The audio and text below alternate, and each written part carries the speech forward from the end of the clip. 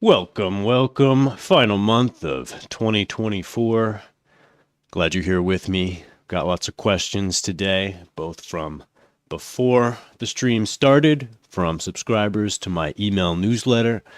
If you want to be sure your questions get answered, go ahead, go down to the link tree, get my free PDF of my book, and you'll get subscribed to my newsletter. You can send me your questions early so you know I'll answer them. And also from the people live here in the stream. Welcome, guys.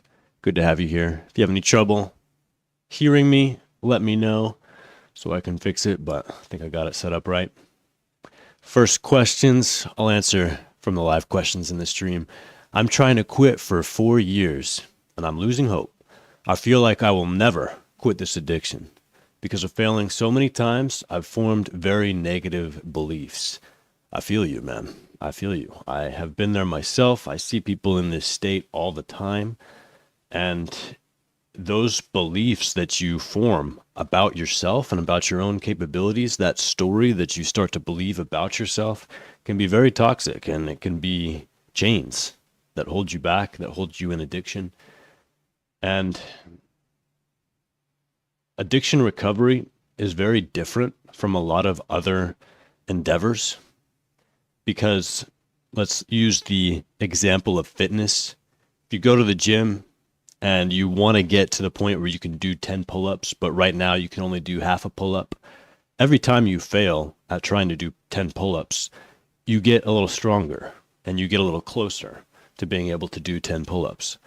But in addiction recovery, it seems to be often the case that the opposite is true.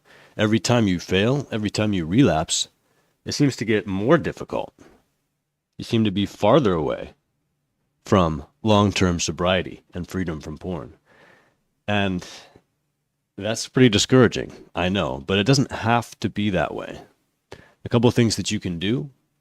Number one is try to divorce the emotions like shame and self-loathing from the experience of relapse. Try to approach it in a more objective, scientific way. Try to learn from what you have experienced, from how the relapse happened, and as a scientist would, test new hypotheses. Maybe what I need in my recovery is X, Y, or Z. Maybe it's time for me to join a recovery group like Porn Addicts Anonymous 12-step group, or like the group that Noah Church runs. Maybe it's time to install new blocks on my devices or install accountability software and talk to people in my life about this and get their help. Maybe it's time to go see a therapist. And if you can approach it in this way, then relapses can actually turn into something that you can use as a stepping stone forward rather than another chain around your neck. But I get it. Yeah, that pattern of losing belief in yourself adds up, and it has its own momentum. And I encourage you not to just try the same things again and again, or say like maybe this time it'll be different, slowly losing faith in yourself over time. Instead, try new things, be open to new things, and be actively interested in what you can learn from each time you slip. What would be the 3 steps you think men need to do to give up PMO? The first month is the hardest. All right, you want easy 3 steps, not necessarily easy, but simple at least. I can come up with 3 steps, I believe. Number 1, I think, would be educate yourself as much as possible. And of course, there is a limit to this. Sometimes people become pathological about seeking out information and testimonials because they're seeking reassurance. And you can go too far with that and just end up causing yourself more anxiety. But number 1, I would say, is educate yourself as much as possible. Learn about how pornography use affects the brain. Learn the patterns of pornography addiction, how it causes sexual dysfunction. Whatever impacts you think it might be having in your life, learn about those things. You can go to the website yourbrainonporn.com, get started there. It has been the best site to learn about all this since I first discovered I had a porn problem in 2014. You can get the free PDF of my ebook. That's a great place to start as well.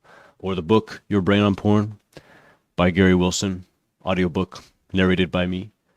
And once you've educated yourself, that will give you so much more power to understand what's going on and to do something about it.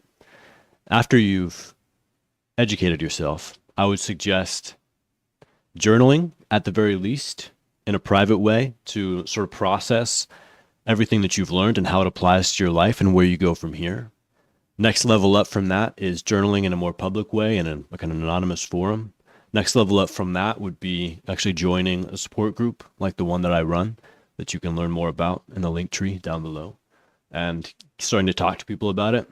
Next level up from that maybe would be like talking to the people in your personal life or getting a therapist who specializes in sexually compulsive behaviors and talking to them about it. After you've educated yourself and after you've been processing and communicating, at the very least with yourself, like in a private journal, but ideally also with other people who are going to be supportive. After you've done those two things, I'd say the third step would just be to start. But I think that when you start, the mistake that a lot of people make is that they haven't truly done the first two steps yet. And they end up in that pattern that I was just discussing with the first question of they start, but they don't really know what to expect. They don't know what traps to look out for. They don't know how difficult this is going to be. They don't know all the tools at their disposal. They don't understand how addiction works and the patterns of relapse and binging and abstinence.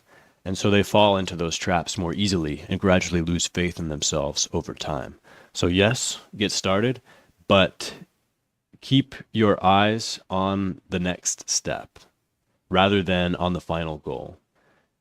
Know what that final goal is for you, but focus on one step at a time, because sometimes, addicts, if you're truly addicted and not just, this is a bad habit or something you realize has harmed you, and yeah, it might be difficult to quit, but you can do it. But if you're truly addicted, that's characterized by a loss of control. That's characterized by you promising yourself that you're not going to use this anymore, but you do it anyway. So I'm not saying that you should just accept relapses when they happen and give up and give in, but you should be aware that that is commonly a part of the pattern of recovery, is some relapses. And you don't necessarily have complete control over that as you're learning and as you're moving in the direction of recovery. What you do have control over is the active steps that you can take along the way. You have control over what books you read, what content you consume, over who you talk to about this, over what devices you have in your possession available for you to use, over what blocks or accountability software you have on those devices. You have control over a lot of things that added up over time can lead to the leverage you need to get permanently porn free. But as an addict, if that does describe you, you don't necessarily have the control to just say, I'm never using again, and keep that promise from the beginning. About timing rewiring. I heard you explain it many times, sexual energy coming back. I get it, but I don't. Maybe because I'm a virgin. Currently, when I see a hot woman, I ask, could I get aroused even if she wanted intimacy? The answer is hell no. Will that change after rebooting, or do I need to fully rewire too? Back when I did PMO, if I abstained for a week, average women would start to turn me on. Now, even the hottest ones don't do that. I'm 97 days in hard mode, feel as flat as I did on day 5. I want to see light at the end of the tunnel, but I don't. Am I looking for the wrong signs that I've recovered? I'm glad that you're here asking this question, and thank you for the detailed question. It sounds like at this moment you may be in what's known as a flatline, which is a period of time that people commonly encounter in recovery, in which they feel very little or no sex drive, no libido, no attraction to people in real life, little desire, truly, even for pornography or masturbation, though the desire might be there from other motivators like wanting to feel something again or wanting to check that you can still get aroused. But you're on the right track. You're abstinent from pornography. 97 days, that's a great foundation. That's a great start. Most people who do encounter the flatline, it ends on its own time. You might find that by day 120 or 150 or 200, whenever it might be, that it just naturally is coming to an end, and you find yourself more drawn to attractive people in real life. For others, it might need more of a nudge, and might need some practice of intimacy. It might need for you to intentionally put yourself in those situations that are sexual, that give yourself a chance to feel that again. At 97 days, I wouldn't worry about that too much. I would, if I were in your position, just be grateful, like, hey, I don't have any urges right now because I don't have a sex drive. I'm going to focus on the rest of my life. I'm going to work out. I'm going to be in nature. I'm going to spend time with friends. I'm going to work on my passion and my purpose. And just focus on that for a while. Let time take care of it. And if an opportunity for dating or intimacy comes along, I would be open to it in your situation. But I would also be prepared to talk about this current state of recovery that you're in with that person, so that there's not this pressure to perform because you have to live up to her expectations. That's what I would recommend for that. As for whether you can get to the point where you can successfully become aroused and have sex without any rewiring, just through rebooting, yes, some people are able to get to that point. Most people, I would say, need some level of rewiring in order to get to that level where they are able to enjoy fully satisfying sexual experience. But for some people, that just means like maybe a week or two of like slowly building up intimacy with somebody that you're starting to date. For others, it might mean more like months of practice and patience and slowly building intimacy and a lot of communication, especially for someone who's a virgin and who's never had sex before. There's a lot to learn, even for someone who never used porn or developed a porn-induced sexual dysfunction. There's a lot to learn and get used to when you're becoming intimate with someone. So be patient with yourself. Be open to the possibility of communicating about all this with a new partner, and give it time, knowing that you're on the right track. There's a video that I made, an article that I made. You can search here on YouTube or on my website. My website, addictedtointernetporn.com, called How to Tell Her About PIED. And that will give you a guide to how to have these conversations with someone you're seeing or starting to date. All right, going to the preloaded questions here. Can guys in their 30s cure themselves from severe PIED? Absolutely, 100%. If PIED is all that's going on, as far as I've seen, it's completely reversible. There might be something else going on. In that case, if you have something like Peyronie's disease or venous leak or something else physical going on, hormonal imbalance, maybe you're older, you have some clogged arteries, some atherosclerosis that can lead to erectile dysfunction. So if other things are going on, of course, it's going to get more complicated. But as far as just PIED goes, yeah, you're in your 30s, you can absolutely do it. I've seen guys in their 70s recover from PIED. I've seen plenty of guys in their 30s recover from PIED. There's certainly a lot to hope for you. Don't give in to that voice inside you that says it's hopeless. You might as well just keep using porn, because that's the addiction talking. I'm at the tail end of a cold, so excuse me if I blow my nose a few times throughout this stream.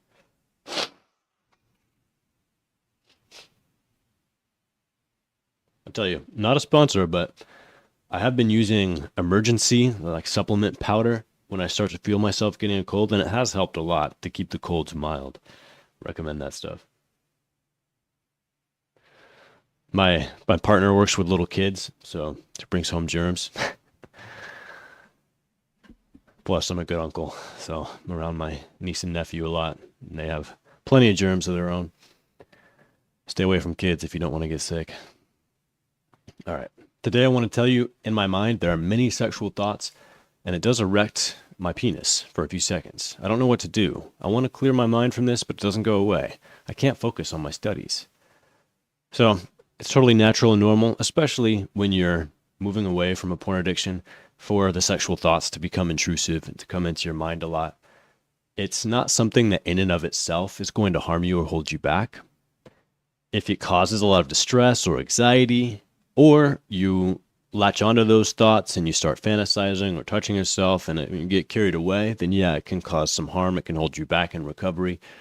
But if you just understand, these are thoughts, zany thoughts, sexual thoughts can pop into my mind, and I can just let it go and focus my energy on something else, and it's fine. As long as you can have that attitude about it, it's not going to hold you back, and it doesn't even really have to bother you that much if you can let go of the need to control and drive out those thoughts. If you can just not give them much of your emotion or much of your attention, just like, oh, like there's another one. All right, I'm going to focus again on what I'm doing. Gradually over time, they'll get less and less bothersome and less common. Hey Noah, I'm on NoFap about 6 years.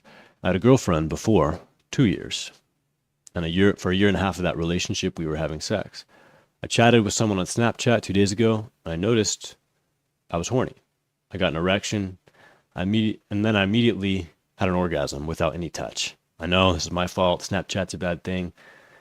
There's too much sexual going on there. I'm worried. I don't want PIED back. Is it possible that I get PIED back? So, yeah, something like that happened. Sounds like it was kind of a gray area. You were trying to interact with someone. Maybe you're trying to make something happen in real life. I understand. You're single. You're trying to connect. And then you were very aroused and had an orgasm. That in and of itself is not going to set you back too far or mean that you can't recover. If you make a habit out of that and you're consistently getting arousal from a screen, however, then yes, it can definitely hold you back. And I would recommend, unless like focusing on the things, if you're trying to date, if you're trying to connect, trying to be intimate with someone, focus on getting off the phone as quickly as possible, and not like maybe like flirting a bit on the phone, but not getting explicitly sexual on the phone if at all possible, and moving it into reality as quickly as you can, especially while you're in this recovery period. Hey Noah, does wanting and hearing sex from a neighbor bad for recovery? And watching girls in real life.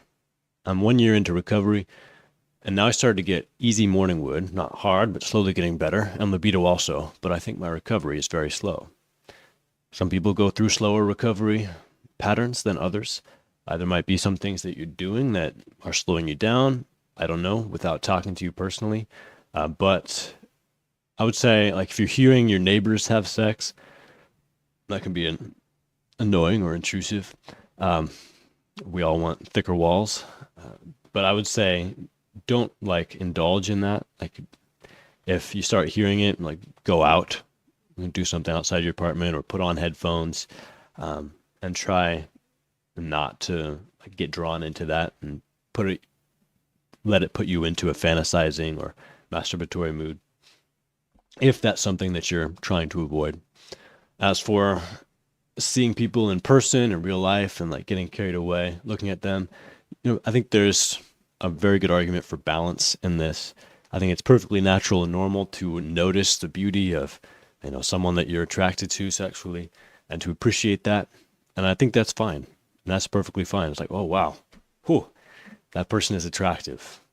And then after a couple of seconds, you should either go say hi to them and like treat them like a real human and interact with them as a human, or you should just move on, move on about your day and about your life. And if thoughts about that person or memories of their image come into your mind, treat it like I described earlier. Like, oh, there's that thought again. No big deal. Obviously, of course, she was a striking individual. That image is likely to come back into my mind, but no big deal. Just going to focus again on what I'm doing and bring your focus back to the present moment, to real reality. And if you can have that attitude about it, it's not going to hold you back in recovery. You are a human. You do have a sexuality. That's fine. That's good. You don't need to deny or shame or suppress that part of yourself, but you don't need to let it control you either. I'm nearing 2 years and still not recovered, but I did watch it since young and only had my first serious relationship 2 months into this PIED journey.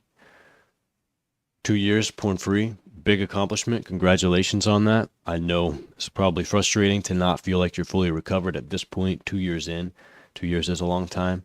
I have seen people recover after that 2-year mark, and as they continue in their rebooting and their rewiring, get to that point where they are feeling fully recovered, are able to have the benefits and enjoy the benefits of this recovery, whatever those might be that they were pursuing in the first place. So I don't think you should give up hope, but at 2 years, it might be time to get some outside perspective and guidance. If you want to connect with me and do that, you can book a coaching call with me and we'll talk through your situation. I might be able to pinpoint like, oh, maybe you should tweak what you're doing here. Maybe you should change what you're doing over there.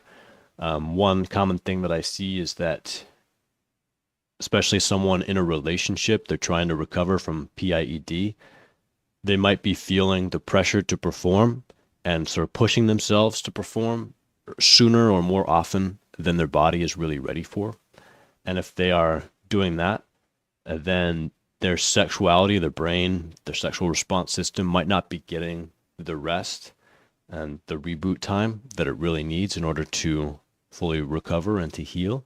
And they might keep themselves like in that red line zone where they're not able to fully recover. So sometimes I see that. Sometimes I see the opposite, where someone's avoiding sex, avoiding trying intimacy until they feel like they're fully recovered because it's a traumatic experience to try and to fail. And in that case, well, what I try to work with people on is communication and building comfort and like taking away expectations from intimate experiences so you can enjoy them no matter how your body responds, and put yourself in those situations where your body does have a chance to respond with a strong erection and you can potentially have a great sexual experience. So depending on the person, I might give different advice. If you want personal advice, go ahead and book a call with me. Hey Noah, how has masturbation without porn been going? Is it part of your life? I do sometimes, occasionally masturbate porn-free, of course. I am in a relationship, so that is the bulk of my sexual expression. But I do believe that porn-free masturbation in and of itself, when you approach it in a healthy way, is not harmful. Even for someone who has been addicted to porn, it can be approached in a healthy way. And I have a video where I go deep into all the guidelines that I recommend for this. But it's also a perfectly legitimate choice to choose not to ever do that again, or not to do that currently anyway. And I don't push people in either direction. I just try to give people the information of like, here's what I've seen to be a healthy approach to masturbation without porn. And here's what I've seen to be the pitfalls if you go down that trap, and vice versa. Complete abstinence or only having sexual expression with another person, the pros and cons of that.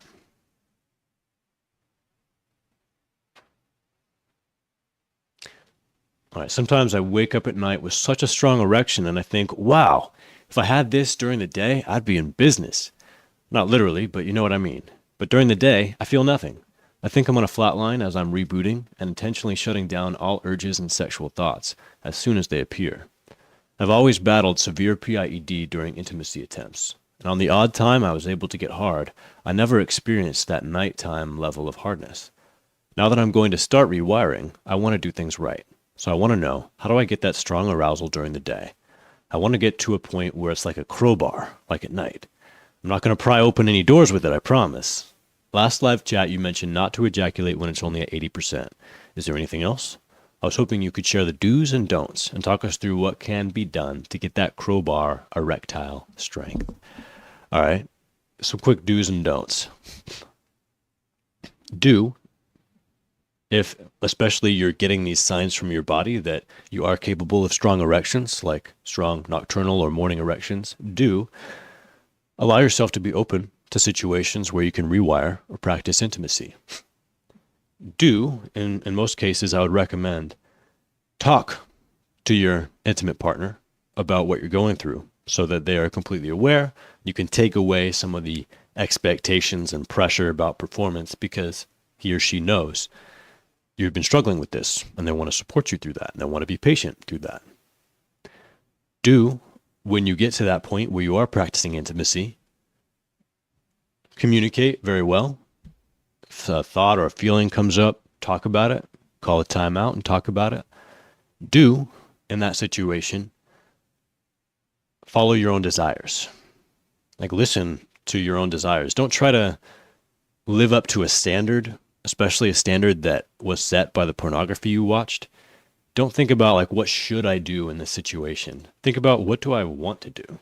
Like, do I want to kiss them? Do I want to just lie here and cuddle? Do I want to have a tickle fight? Do I want to play with their hair? What do you want to do?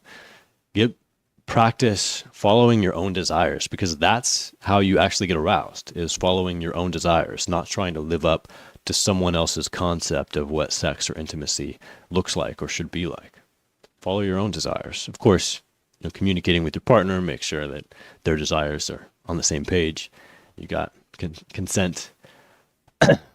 I'm not a proponent necessarily of getting explicit verbal consent every step of the way. If you are a socially adept human, you should be able to, and this person, you should be able to read their feelings and their body language, whether they're enjoying themselves or they're uncomfortable. If there's any inkling that they're uncomfortable, of course, communicate verbally. What not to do, don't push yourself to perform sexually if you're not feeling it. If it feels like work, if it feels like you have to push yourself to get there, listen to your body and take your foot off the gas. Give yourself some time, relax. It's a marathon, not a sprint, and your body has its own wisdom. Don't use porn. Pretty obvious, but I feel like it has to be said. You're on this journey right now. Some guys can fall prey to that voice inside that wants them to test, like, could I get an erection to porn right now if I tried? That's a trap. It's not going to help.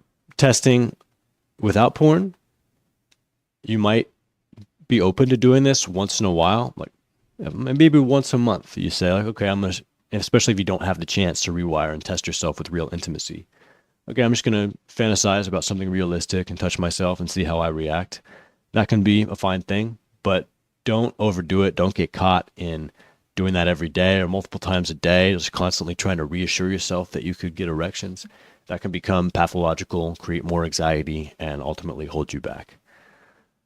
So those are 4 do's and 3 don'ts, I believe, in rewiring and getting to that point where you can have a strong erection with a real person.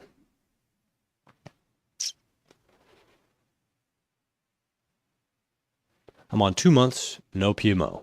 Since a week, I'm having an increase in nocturnal erections, waking up with one practically every day around 4 or 5 a.m. But I don't feel like they're at 100% though. Will it improve? Most likely, yes, it will improve. You're 2 months in, which is a great start, but pretty much everyone takes longer than 2 months to fully heal. If you've already seen a change and an improvement in morning wood, that will probably continue on the long time scale. In the short time scale, you might see ups and downs. For a week, you might not have any morning wood. Don't be surprised if things like that happen, but on the long time scale, you will likely see continued improvement.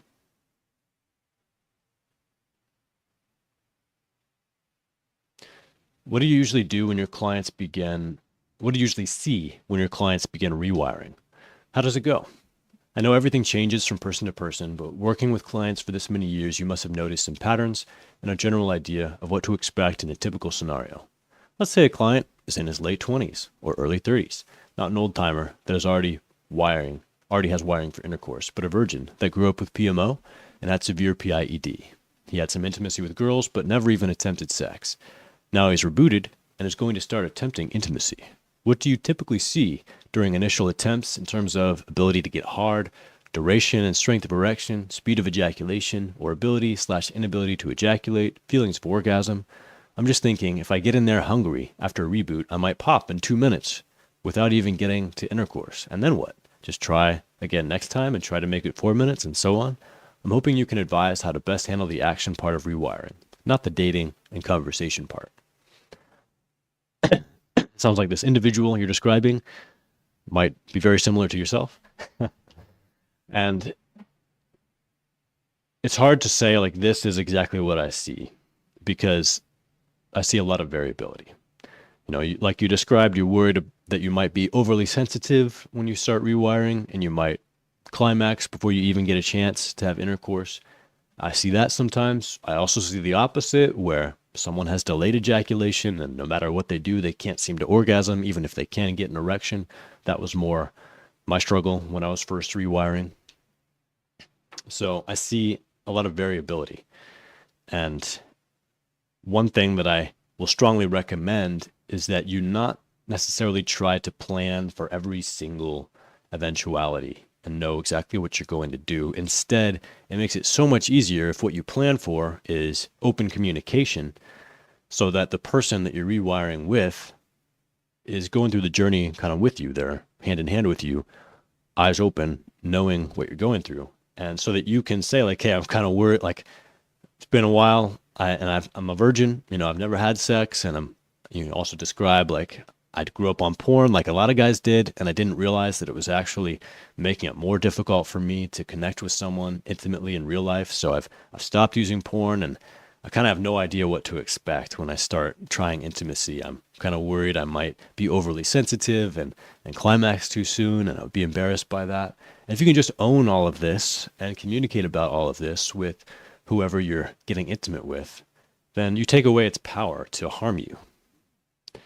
And if you've chosen someone who actually cares about you and is a decent person, they're going to be grateful that you opened up to them and were honest, and likely choose to continue seeing you, continue deepening that relationship with you, and help you through this process. Of course, they can also choose, like, I don't really want to sign up for this. I was looking for something more just fun and easy, and that's fine. That's perfectly fine choice for them to make. And now you know better, like, what they were expecting and hoping for out of this connection, and you can go find someone who's going to be better suited to help you rewire and get comfort with sexual intimacy. Is watching people have sex and be intimate in real life going to slow recovery? I don't know if maybe you're going to a sex club or you're part of a swinger community or something. I don't think I've actually gotten this question before, but I would say if your ultimate goal is to have sex yourself with someone else, I wouldn't make too much of a habit of watching other people have sex and being a voyeur, and especially touching yourself to that and reaching orgasm to that. Because whatever you practice consistently, you're going to be wiring yourself for. And if your ultimate goal is to enjoy one-on-one sex with a partner yourself, you don't want to wire yourself too deeply for real-life voyeurism. I'm not saying you should never do that, but I would recommend getting to the point where you're able to have successful sex consistently before exploring some of that more kinky stuff and being a voyeur. That's just my words of wisdom from what I have seen from people with similar questions, but not exactly the same. I'm on 6 months. I basically cured PIED thanks to you and another source. Congratulations, man. I've not gotten used to it with my sexual partners, as in it's so much harder to last. Not sure if you have advice for that, because it isn't about recovery at that point, but I've also noticed my refractory period is a lot longer after recovering. During porn brain PIED, the opposite. And I have consistent sexual partners. Over time, would my refractory period get shorter again? Congratulations again.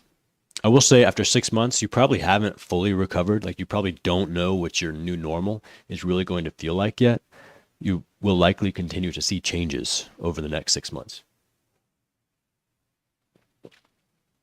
Your refractory period having been shorter when you were using porn might have more to do with the fact that you were exposing yourself to constant novelty.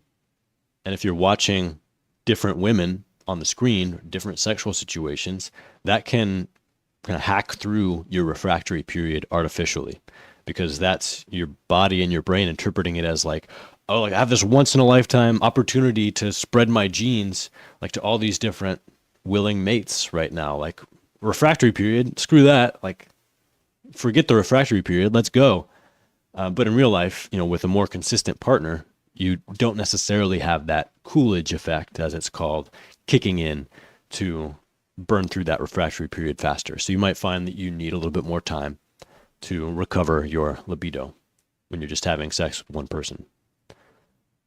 As for the premature ejaculation or wanting to last longer,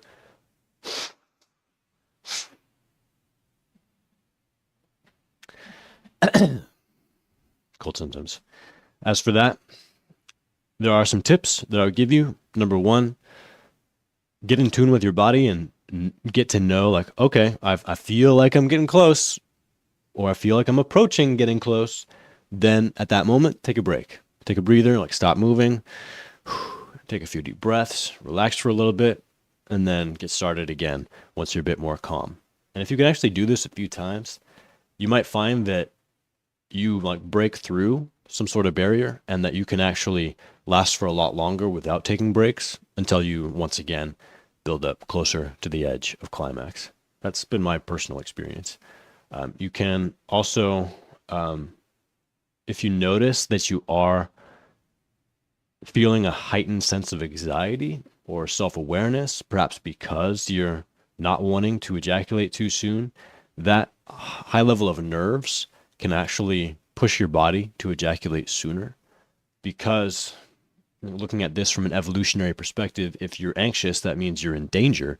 And if you're in danger, well, you should finish having sex as quickly as possible so that you can get back to being aware of your surroundings and able to fend off the lions. So that is actually an inbuilt kind of mechanism of our bodies and our brains, is if we're anxious or we're fearful, but we're in a sexual situation and we're aroused, we're probably going to reach orgasm sooner so that we can get back to having our head on a swivel. So the more you can relax, both your mind and your body, the longer you're probably going to last in bed.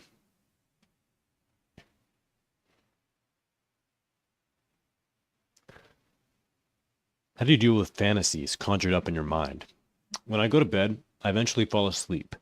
That's usually when my mind gets swamped with fantasies. It's fantasies of intimacy with people I know in real life or just people my mind makes up.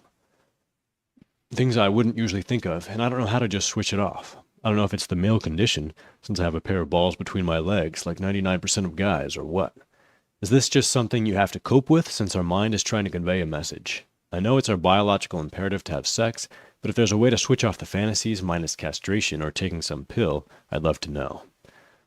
So as we talked about earlier, as much as possible, you just accept that these thoughts are going to come into your mind, and the less emotion you can have about that fact, the less power those thoughts are going to have over you. The less bothered you'll be, the less those thoughts will actually come up. Ironically, it's like trying really hard not to think about pink elephants. You're going to be thinking about pink elephants. But if you can just accept and like be okay with those thoughts coming into your mind and not get caught up in them, either in the sense that you're angry that they're there and you're wanting to push them out, or in the sense that you're really aroused and you're fantasizing about them, but just like gently, like, okay, those thoughts can be there, but I'm also going to consciously invite some other thoughts into my mind. Like, I'm really looking forward to this whitewater kayaking trip I'm doing at the end of the month, and like thinking about that, and like thinking about how much fun that's going to be. Invite some other thoughts into your mind rather than trying to push out the sexual ones. Just invite some other thoughts that might be exciting to you or interesting to you while you're trying to fall asleep. That works for me. You know, I've had this question for a while now. I've noticed when I'm searching any racy content, I get erect. But if I don't touch myself for a minute or two or more, I slowly lose it. I'm worried. Is this vanogenic ED? I hope I can get some insight on this. Fear and anxiety of having vanogenic ED has been wearing me down lately. So I can't, I'm not a doctor, I haven't examined you, I haven't done any scans. I can't guarantee you don't have some vasogenic erectile issues. You can get a scan done, a Doppler ultrasound, I believe, at your doctor to see if there might be an issue with venous leak. They'll artificially give you an erection with an injection, and then they'll scan your penis to see how the blood flow is doing. So that's an option if you really want to take that test. But I can say that just from what you described, it's certainly not conclusive that you have some vasogenic ED. And I think it's more likely that you maybe have some desensitization from your porn usage, and it is normal as you progress in your porn use and as you gradually develop PIED for yourself to become less and less sensitive even to the porn that you're watching. And if you're, you stumble upon a clip that's not really doing it for you, or you stop touching yourself for a while, you can start to lose your erection even if you're still watching porn. And that can be a sign of PIED rather than anything physical. But I don't know for sure in your specific case. I relapsed on day 88. I watched porn but didn't feel like watching it, but due to frustration, I just did it. It happened 2 times in the same day. The next day, I don't feel like watching anymore. My question, do I have to start my journey again? How long will it take to recover from PIED? Am I back to zero? Get this question a lot.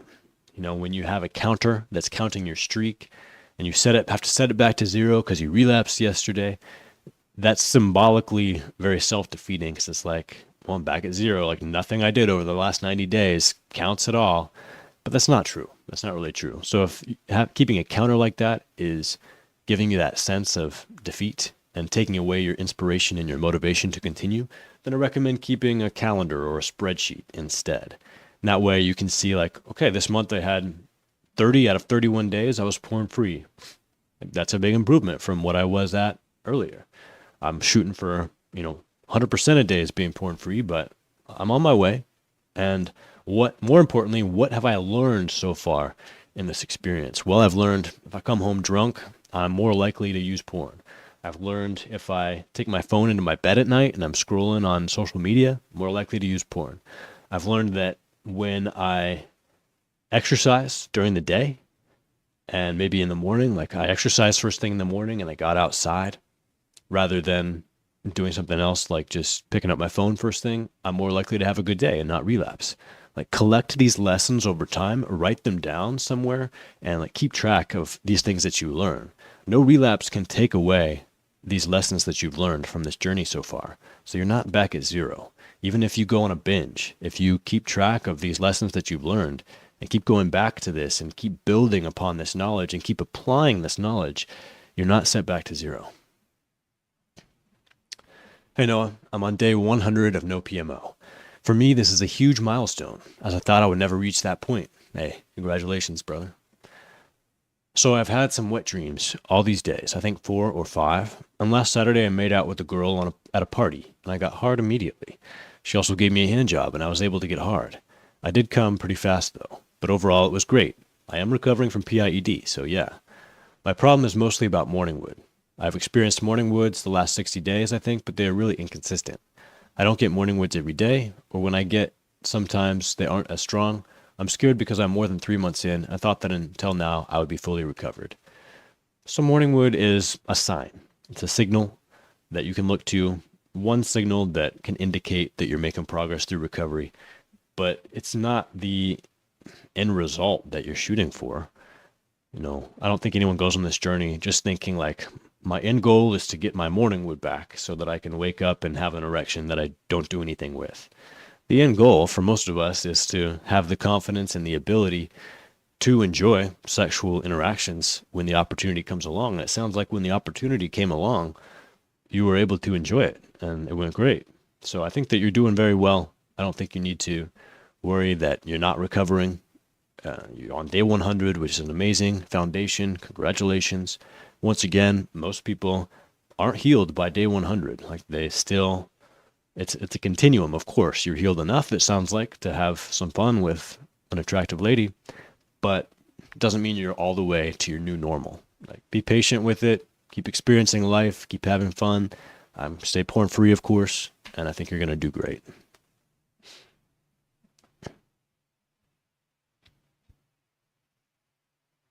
Dude, I'm so lost. Where do I even begin? How do I put together 2 weeks? I feel like such a piece of shit and lazy for caving every week or so. But 3 months is so long, and my life isn't awesome right now. So if you're joining us now, I recommend rewatching the beginning of this stream. I answered a question about, what are the three tips to get started with this and like get your first month porn free. So go rewatch that. But I would also say to you, sometimes in the beginning, focusing too much on how long you've been abstinent, on trying to get a streak, is actually counterproductive. That's like, I don't know, I'm trying to think of a metaphor. It's like you're trying to become a good basketball player, and you just join a team, and like Like, I haven't won a game all week. Like, we only won one game out of 4 games this month. Like, what's going on? And you just keep playing games. Like, maybe you need to practice a little bit outside of playing games competitively. Maybe you need to build up some foundational skills. Maybe you need to work on your general physical fitness. Like, there's other things that you can do to help yourself win the game in that situation that aren't actually playing the game itself. And in this recovery, I find that that's often true. Sometimes it's more important to focus on some foundational skills or parts of your life before you focus too much on being porn free. I'm not saying just embrace porn, use it as much as possible, use it whenever you want. I'm not saying that. I'm saying if you can resist using porn and choose not to, absolutely make that choice. But often in the beginning, you're benefited more by focusing actively on some other things. Maybe, one thing that keeps driving you back to porn is that you're really lonely. Maybe it's time to focus on like building some more friendships in your life, or building in some more activities in your life that give you exposure to social interactions, give you a community. Maybe you tend to relapse on porn after you binge eat junk food, and maybe it's time to focus a little bit more on getting a healthier eating habits, healthier diet, exercising more, like building up your confidence in that region of your life. And that all of this like will tangentially help you on the porn recovery when you're ready to move your full focus onto becoming porn free. And understanding where you need to put your focus, of course, is something that you'll need to learn more about. And I do recommend get the free PDF of my book. It's a great foundational place to start. You can subscribe to my email newsletter. Go click the link tree down below. You'll see the link. And that can be a good place to start. I also highly recommend joining the support and discussion group that I run. Same link tree will lead you there. It's on Discord. We have a private Discord server. And people who subscribe on Patreon at the RSD level, $40 US per month, get access to this server where we have 3 formal or official meetings every single week, video calls where we share what we're going through, we share wisdom, we share our struggles, we share our victories, and we also talk about a lot of these foundational wisdom to get you past that 1 week, 2 week, 4 week hump. Oh, I can feel the phlegm building up.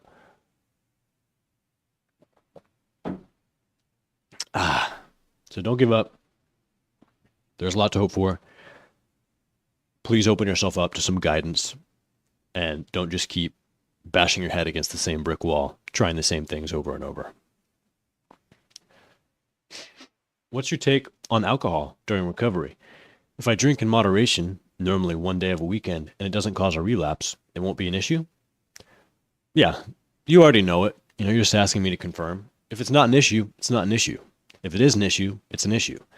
If you're drinking once a week in moderation, doesn't give you a big hangover, doesn't lead to more urges or relapses, then it's fine. But if you know that it is an issue deep inside, then it's an issue. If you know that you're more prone to relapsing when you come home after having a few drinks with your friends, it's an issue. If you know that it's having a negative impact on your overall health, it's an issue. If you know that, you start the night saying, I'm just going to have 1 or 2 drinks, and you end up having 6 or 8 or 10, it's an issue. You know if it's an issue or not. Hey Noah, even though I had some relapses, it's been 14 months since I stopped watching porn, and I'm still on a flatline. Morning wood's only once a month. So should I wait more, or is it better to attempt to have sex? Thank you. Flatline after 14 months, some relapses in that 14 months, morning wood's only infrequently. I'd say it really depends. If you're in a relationship and you've been like holding off because you're waiting for some sign from your body that you're ready, after 14 months, I'd probably just start trying. Start putting yourself in intimate situations. Start giving your body the opportunity to respond. Ask her to touch you. But don't place a lot of expectations on it. Don't feel like it's a failure if it doesn't work this time. If you lose your erection mid-sex, accept it, go with the flow, relax, take a break, cuddle, talk, laugh. And give yourself that chance to rewire, give yourself that chance to reactivate your sex drive. If you're not in a relationship and you're not really motivated to get into one right now, you'd rather wait until your libido is stronger, that's a perfectly fine choice too. But just balancing all things, if you get into that mindset too deeply where you're waiting for your body to like send you a neon light signal like, hey, we're ready, we're healed, like go out there, you might be waiting for a long time. Might be waiting forever. And what you're actually doing maybe in this situation is just avoiding the discomfort of putting yourself out there and risking embarrassment. All right, do a few more questions here before we're going to call it a day. Hey, I was recently in a breakup. Sorry to hear that. I was seeing someone new and I was unable to perform. My ex and I got back together and I was able to perform without any problem. I don't know if it will last, but I'm worried I won't be able to perform with someone new. That's common, actually. And it's a combination of you probably have built up comfort with your ex. There's not this pressure of like, oh, there's a new person, like there's some discomfort there. There's also some excitement probably, but there's also like discomfort, like, oh, like I used to do this with my ex, but will she like that? Or, oh, she's reacting a different way than I'm used to. And also like she smells different, she feels different, she's, just different. And that's the other half of it is you've rewired yourself to respond to the cues specific to your ex or your current girlfriend, whatever your relationship status is. And that's, she's a real person, but she's just one real person. And so those cues that you've rewired yourself to aren't quite the same when it's a different real person, a different real woman. She's got slightly different cues, Like I said, she looks different, she acts different, she sounds different, she smells different, she does different things. And so it can take a little bit of rewiring anew with this new person in order to get to that point where your body knows like, oh, this is a sexual situation, I should respond. And I would say just be aware of that possibility, be prepared for that, be prepared to talk a little bit about it, to take things a little bit slow, and to expect that you might need a little bit of warming up with a new partner before you're ready to really have sex. And the more you do this, if you see a series of new people, it tends to get easier and easier over time as you get more and more used to having intimacy with a new person. But especially if your ex is the first person you've really had a satisfying, successful sexual relationship with, it's totally to be expected that that won't translate one-to-one with new partners immediately. Hey Noah, came in too late, ha ha ha. I wanted to ask, after leaving PMO, I'm having really strong urges to get something sexual. I don't know what to do with it. I started thinking of paying for sex because I don't have a partner or opportunities. That's something that a lot of guys consider. I recommend against it. One thing that porn teaches us and that we get used to with pornography is that we have complete control over when and how we get sexual gratification. And that's just not how real relationships work. Real relationships tends to be all these opportunities maybe that come along to have sex or have dating when we can't take advantage of them because we have PIED or because we've got to buckle down and study for this final exam. And then once we're finally in a situation in our lives where we are ready to date, like crickets, like where'd all these opportunities go? That's just how life works. That's how real relationships work. It's not, you can't just snap your fingers and make it happen unless, you're a rock star or something, or you're paying women to make those opportunities appear. And I know that that's tempting, especially if you have the money and you have the opportunity. Maybe you're in a country where it's legal. But if you get used to that, that can become an addiction of its own. And it can be hard to transition from that to real intimate relationships that are different because it's not just your needs that you have to think about. It's her or his needs and desires and emotions.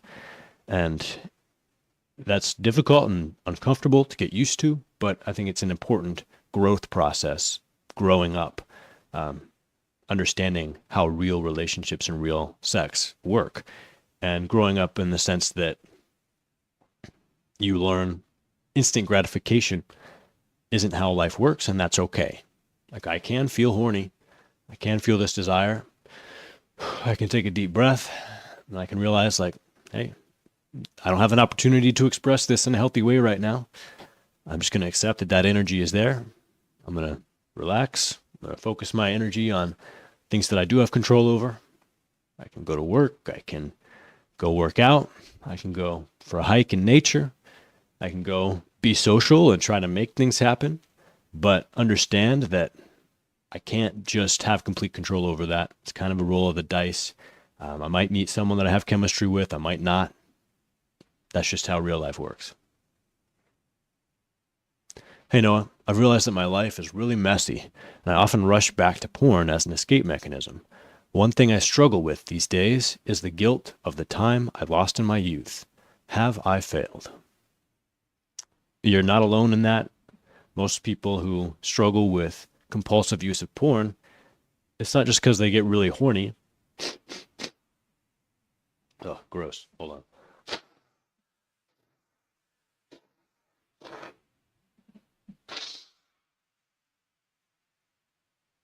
Oh, that was productive. Sorry, I understand if you clicked away after that. Ugh. Where was I? Yeah. Pretty much everyone who's addicted to porn or anything, they're not just going back to it because it's fun or because they're horny. They go back to it because it allows them not to feel emotions they don't want to feel. And part of recovery, a big part of recovery, is learning how to feel those emotions and recognize that it's okay to feel those emotions. Those emotions aren't going to kill you. And by feeling those emotions, actively walking through those emotions and processing them, you can come out the other side a stronger, more well-adjusted, more mature adult. And you can also learn ways of comforting and soothing yourself that don't leave you feeling worse afterwards. And it's very important to have at your disposal ways that you can refill your cup, so to speak. It's okay to spend time on self-care. You don't have to be productive actively all the time. You don't have to be working all the time. You don't have to be like doing things that directly contribute to your goals and your dreams 24/7. You can indirectly contribute to your productivity by recognizing when you're burning yourself out, when you're feeling empty, when you're feeling uninspired and demotivated, and filling up your cup. Yes, doing some self-care. What that means is going to be different for each person. Maybe it means hopping on your motorcycle and just enjoying the wide open road. Maybe it means reading a good book. Maybe it means chilling out, listening to music. Maybe it means going out, spending time with your friends, playing a video game with your friends, solving a Rubik's Cube. I don't know you. You got to figure these things out. What are some healthy ways that you can refill your cup, that you will be able to do and will enjoy doing even when you're totally burnt out and feeling like crap? It's really important to have those. All right, I think I got through pretty much all the questions here just on time. Hope everyone has an amazing porn-free weekend. I'll see you in the next one. Again, go down to that link tree, explore what's on offer here. There's things that I offer all the way from free, zero cost, like the free PDF of my book, to one-on-one coaching that's, of course, more expensive. One thing that I think will benefit most everyone and that most people can afford is access to the support and discussion group that I run. I'm in there every single meeting, as well as other guys that are just quality people who all just really care about living their best lives and are really good people. And it's been one of the best things that I've done in this part of my career is start that community. And I really encourage you to open yourself up to becoming a part of a team like that, whether it's my community or something like Porn Addicts Anonymous or someone else's community. I really do recommend that above all. All right, gentlemen, have an amazing day. Live stream over. Noah signing out.